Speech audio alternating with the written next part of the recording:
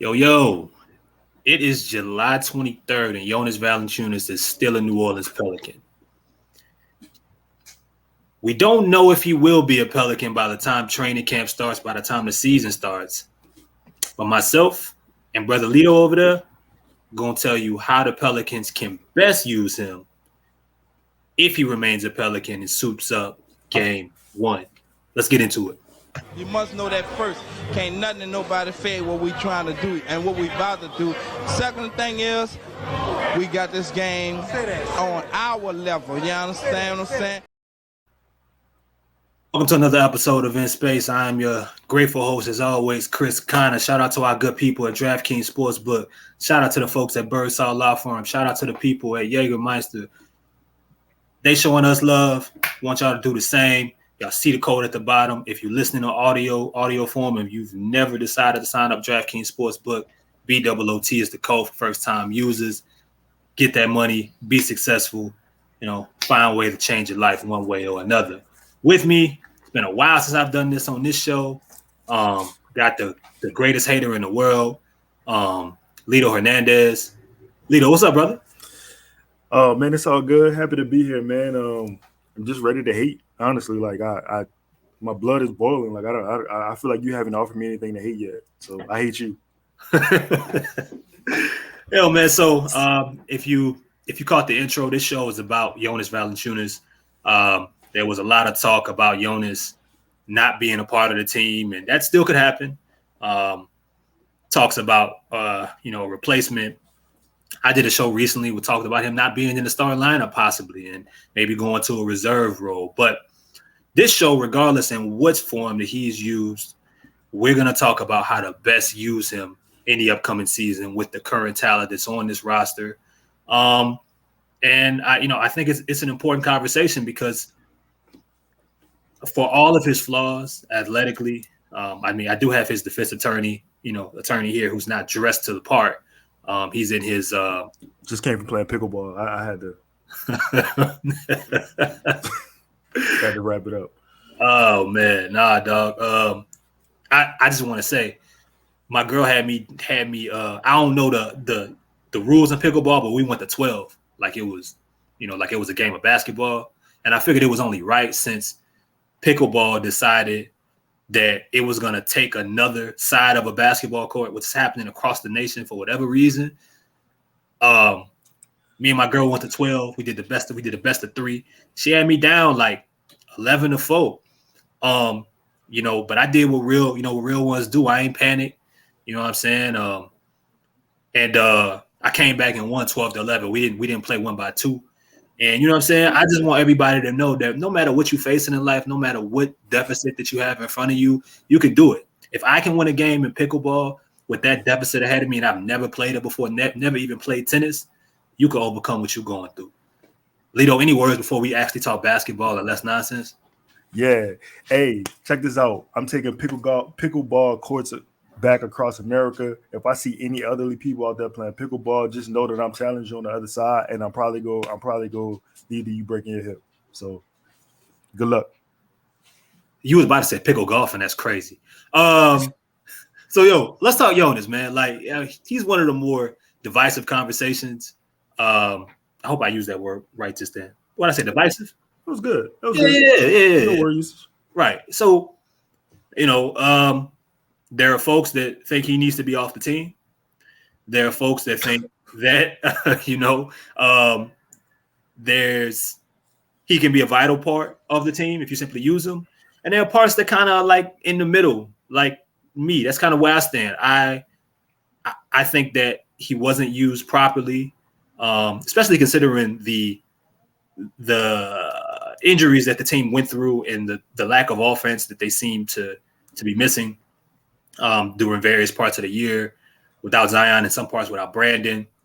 And look, as we're going to talk about parts on the show, it's not like Jonas took advantage of every matchup. He didn't play great every night. He didn't always handle business in the way that you would like him to be. You would want him to be aggressive. You hear it on the broadcast and you hear people say, you would like Jonas to just catch and go, right? You would like him to do more. But I think the Pelicans share and the players share that responsibility as well. to make him an important part of the process. The big man can't pass the ball to himself, right? He needs to be involved. And you saw in several games, Lito, last year, to where when he was active, when he was getting touches on the post, when he was getting the opportunity to be involved and make plays for himself, and he was an active participant in what this team was doing offensively, the activity was there, the rebounding was there, the effort defensively for all of that is lost in his lack of athleticism. It was all there, and for a team that made the play-in, his play or just made the play-in, his play down the stretch was kind of important in some of those games to help them even get to that part in that game against OKC. You started off by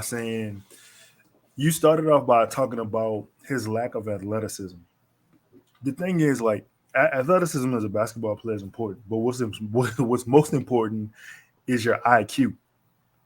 And while he does not have the foot speed of Bam Adebayo or a center of that nature, the things that he does do well, he does really well. And I think when you have a player like that, if you're not going to use them to their advantages, and you're just literally just going to let them be in drop coverage and let the defense dictate let the offense dictate how you're then going to use him on the offensive end on your part, then you failed. You failed him, and he can't create his own shot. He's not Victor Wembanyama. He's not going to bring the ball down the court or like a Bam. He's not going to bring down the ball down the court, create his own shot. He's not going to do that. He's a traditional big. He's a dinosaur. He's from a school of basketball that doesn't even exist anymore. You really looking at the last of a dying breed of that type of player, right?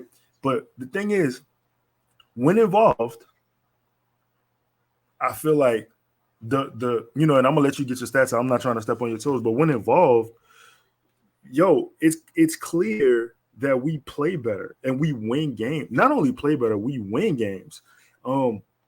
He had some, I don't want to get too far on the show, but he had some very low, he had some lows just based on usage and based on play, because as you know, like, dog, this is just a part of life, yo. If you don't believe, if you don't feel wanted, don't feel used, you're not gonna play well. You can't freeze me out and then give me the ball in game 17 and be like, yo, go do something. No, like, I have no rhythm. Like, there's no chemistry on the floor. Like, yo, we treat big men like we treat running backs. It's literally the same market. Like you said, if they're not athletic, you don't even see a future for him. If your running back can't catch passes, he's a dinosaur. I don't even want to pay him. You know what I'm saying? Yeah, I mean, and look, I'm more from the school of thought is like, what can you do? What are your strengths, and how can we utilize them to the best? And I think with Jonas, specifically going forward with some of the options that this team has, and we'll see if the roster is done. But we saw them even in games where Jonas played well when the team was close to healthy earlier in the year. Larry Nance closed the game. Yeah. You look at a lot of the lineups. There was something that was put out today that I'll say for another show that was showing some of the the better of analytical lineups, mainly I think pointed towards efficiency.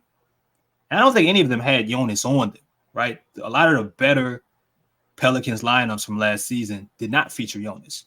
Yeah. And okay, that's fair. But that doesn't mean that he's still not a weapon that you can't find a way to, benefit from. He is one of the better offensive centers in the game. He does have the ability to do a myriad of things offensively, whether it be dominating the offensive boards, whether that mean him, face up, back to basket, hit an occasional three. Those are things that he is able to do. And I think, we have to switch the way that we look at it. Do I think he's a starter in this league going forward? I think it's very circumstantial. And I don't think the Pelicans have, if I could find a way to not start Jonas, I probably would. I think the game has changed. And I think that if with all of and here's another element of this, factor it even when this team isn't healthy. When this team is healthy, he's low on the totem pole in regards to when we talk about point of emphasis on offense. He just is. Right. Now, there's other creative ways that you can have him involved through options and through some of your half-court sets, but we're talking just to feature Jonas. Listen, I mean, there's other people that got to eat before him. He way, in the back of the line, unfortunately. So I would find a way. I don't think that this team has that option unless they start Larry or they do something crazy, which they won't do, and start Herb and Trey next to Zion, Brandon, and CJ. But I would look to feature him more against second units, have him eat that way. Like a guy like Al Jefferson did later on in his career, right? I think it can work. It definitely can work, but you have to, I think, want to make it work. And that's what we're going to talk about. How do they make the best of it? Because I do think that there's a way that you can end up doing, that you can make that happen. Everybody just has to be on the same page and, I guess, energized about doing that, even if it doesn't look like how it did in 2020, not last season, but the season before, where he played 30 minutes a game and was a kind of a focal point every night. Yeah. Let me ask you this. I know you were talking about Larry. How did it work when they took Jonas out to close the games with Larry? Like, in your opinion, how did it work? I mean, I think there were games in which it did. I think when Larry was healthy, there were games in which it worked. Mm-hmm. And there were games in which it didn't work, and the team's weaknesses in regards to rebounding and just giving up that height, that ability to rebound, it hurt, right? We saw many plays where Larry did the right thing and got frustrated with his teammates late in games, boxing out, and the team just wasn't able to gather a rebound. He's boxing his man out, which sometimes was a man larger than him. So you're depending, if the ball's out of his reach, you're depending on someone else to help, to come in and secure the board. And from a team rebounding perspective, the Pelicans failed. There were other nights, there were other games where it did work. I think that there are a lot of lineups from last season, which Larry being in the game helped bring this team back, because the team was just faster. They played faster. Defensively, they were more flexible. It wasn't necessarily it didn't solve everything, every matchup night to night. But I think from a change of pace perspective, it worked. Is that the end all be all? Necessarily no, because there were nights that I think you should have closed with Jonas. But I think you got to look at it. You have to be willing to keep it based off of what kind of matchup and where's the game flow, what's working and what's not. And even if the other team is going small, is there a way that you can throw Jonas out there and it not kill you, whether it be defensively or in the flow of your offense? I don't know if you know this about me, but I'm a big man apologist. We're gonna talk about it. I'm gonna put some stuff. I'm gonna put some stuff up here, and let's talk about it real quick. So I'm blocking my face as well as Lito's. Can I move this? I cannot. All right. So Lito, and for our audience that's listening, what I have on the screen here is Jonas's splits and by month. And it's showing field goal percentage, it's showing 3-point percentage, free throw percentage, and usage rate, true shooting, offensive rate, minutes played, all of that, plus minus. When you look at this graph, and you can throw out April, you can throw out November, you can throw out October, for most part. I think October was 6 games played, April was 6 games played. When you look at this graph, I'll tell you the first thing that jumps out to me, and being a big man apologist, what's the first thing that jumps out to you? I'm looking at the rebounds. That's the first thing that I see. My eyes, whenever I look at anything with bigs, my eyes automatically go offensive rebounds, true rebounding, defensive rebounds. Like, I want to see that, and depends on the type of big, I go to blocks. Okay. In Jonas's case, man, a walking double-double, right? When you see the minutes start creeping back up after we talked about this pre-pod, but like the minutes started creeping back up. I want to say after January. Well, let's say more so March. I think January and March were his best months per just across the board stats. I'm looking at October though. October was a solid month for him. 3 assists. The 3 assists is really like the sticking point that stood out for me. And let me see, November and the March, and I guess the January 3-point percentage. And I'm not saying April because it's a short month, but the 3-point percentage is solid. And I mean, he's always going to shoot over 50% regardless. Like you never. He's never going to shoot under 52% from what it looks like. Yeah, so I'm gonna tell you this. March, and it could be a combination of things. March, he shot almost 60% from the field. It was his best true shooting percentage of the season. The usage wasn't anything crazy. It wasn't January's, but everything. I mean, even on the defensive rating side, but the plus minus, right, was his best by.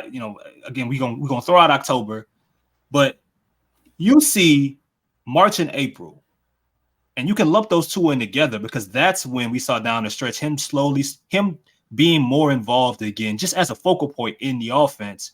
And it was his first back-to-back and his only back-to-back months lump of games where, you see that kind of output and he's affecting the team positively in that way. I understand he has his weaknesses. I understand that. I mean, hell, he didn't even shoot the ball in those April month. Well, in that April month, in those 6 games, I think from April. But, and I'll put us back on the screen here. But like you mentioned the rebounding. Those games between March and April were his best rebounding months. That shows me that was, and we remember those games, that was everybody making it a level of interest to involve him in the offense and put the ball in his hands a little bit more, run stuff for him. And I'm not saying that when this team is healthy, that's going to be something that they do consistently, but they made him feel involved. And for big men, you have to do it. So the activity across the board is better. The rebounding, everything was better. And then I'll tell you this as well, Lito, because I don't think that was a coincidence. Him just being involved made just a better overall player. The Pelicans were 9-4 last season when Jonas took at least 15 shots. I don't think it's that difficult if you have him and you're going to play him on the floor.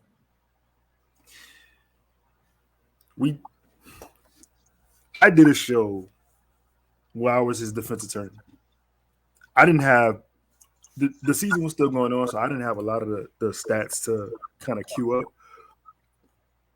But the main thing for me was the usage, not necessarily usage as in like you saw the 23-24%. I'm just saying the involvement, right? Because when you look at the game, when JV is involved, like you said, I think 15 shots, 9-4, right? But the thing is, when people hear being involved or running the game through him, you think that JV has to have the ball. When you're playing with a big, you literally just have to give them touches, and the touch don't even have to involve a shot. They gotta feel it. Pause. They gotta know when they coming down. I'm just not gonna get the rebound. I'm gonna give the ball to the guard, and then I'm never gonna see the ball on the other end. Because what you gonna have is a guy who's only gonna play one side of the floor. Why would I bust my ass defensively when I know you're not gonna include me on the other side of the ball? That's big man 101. You get your big and easy look. And the main thing you should do, or the easiest thing you should do, the first possession, you come to him, right? You get him the ball, you get him a look.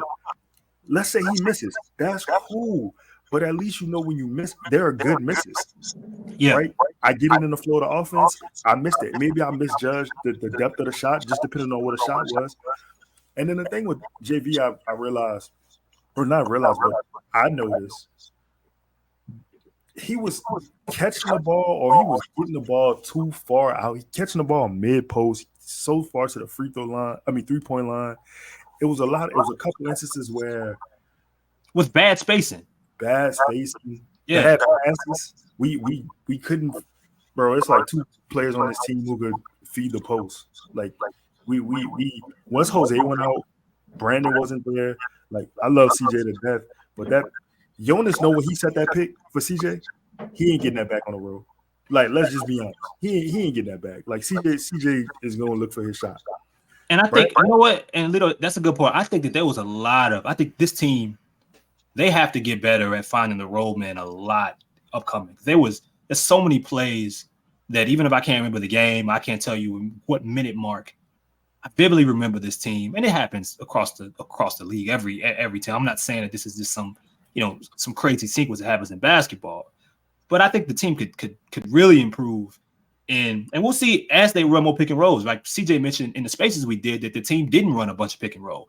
Maybe you run more, those kind of plays are more successful when finding the role, man. I look, man, I think that, and that's why to me, even if he is starting, which he will more than likely if he's on the team, right? 90% sure that that's going to be what happens. I would still look to feature him as a second unit, because where else is he going to find opportunities to be featured in the offense or find, chances to play with the basketball, especially if Brandon, either or Brandon or Zion are going to always be on the floor. And even if you take one of them out, right, for, injury, whatever the case may be, I want to feature him, even as simply with Jose, with a point guard, with someone who's going to get him involved, get him in more looks. I'm really interested to see how Borrego, or what Borrego's thoughts are in mind. I would love to be a fly on the wall in the player interviews that he did, specifically with Jonas, to how that conversation went and what is he interested or what does he want Jonas to be better at to make this relationship work if he's going to be on his team going forward. As we wrap up. Wait. Yeah, go ahead. Before we wrap up, I just want to say one thing. I asked you, did it work out with Larry when Larry closed? Yeah. Because I wanted to I'm the big man apologist. I'm playing devil's advocate. So Larry is busting his ass defensively. He's boxing his man out. We can't get the rebound. Jonas is in drop coverage. He may get the rebound, but he may get beat because a lot of times I saw no one helped to help him. Right? What do you want me to do when the guard pulls me in? I contest. Nobody gets the weak side, right? What am I supposed to do at that point? I'm saying that to say, if you put Bam Adebayo in that situation,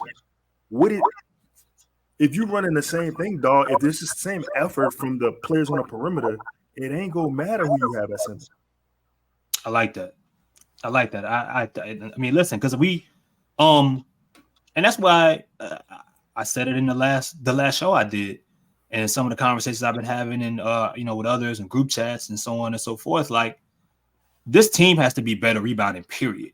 Right? Herb Jones has to be better consistently rebounding, period. Trey Murphy has to take leaps and bounds and be better rebounding, period. Brandon Ingram has to be consistent rebounding, period. Zion Williamson has to improve and be better. Like it's not just on one person, because there were times when, as you mentioned, the center did what they were supposed to do. But yeah, if you're 7 feet and you're not the most agile individual, even if you're in the spot you're supposed to be and you're in drop coverage defending someone off a screen or mid-range, or you're late on a closeout, those other guys, your teammates, have to be there to end up making a place for you, and not just ball watching. How many plays did we see last year where the ball's coming up off the rim and they're giving up offensive rebounds or putbacks or fouls because there's multiple Pelicans at the rim just looking at the ball, trying to gather the ball versus finding a man to box out and then grabbing the ball.